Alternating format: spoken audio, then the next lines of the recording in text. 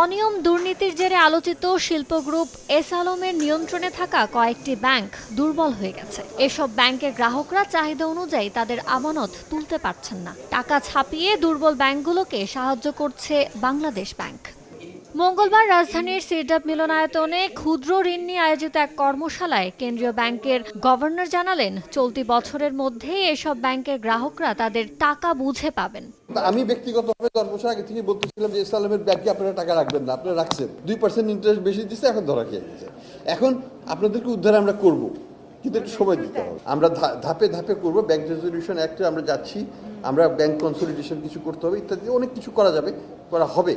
এ সময় তিনি সমবায় সমিতিগুলোর সমালোচনা করে বলেন, এসব প্রতিষ্ঠানের আড়ালে গ্রাহক হয়রানির অভিযোগ পাওয়া যাচ্ছে। এই পরিস্থিতি থেকে বেরিয়ে আসার কথা বলেন তিনি।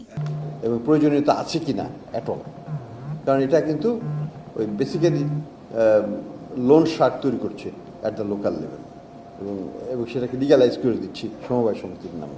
ক্ষুদ্র ঋণের প্রভাবে দারিদ্রতা কমছে কিনা তা নিয়ে গবেষণা হওয়া উচিত উল্লেখ করে গভর্নর বলেন, আগামীতে ডিজিটাল ও এজেন্ট ব্যাংকিং এর চ্যালেঞ্জ মোকাবেলায় ক্ষুদ্র ঋণ প্রতিষ্ঠানগুলোকে প্রস্তুতি গ্রহণ করতে হবে। এটা আপনাদের positive sides to fight back. Yanur Shifat, সময় সংবাদ, ঢাকা।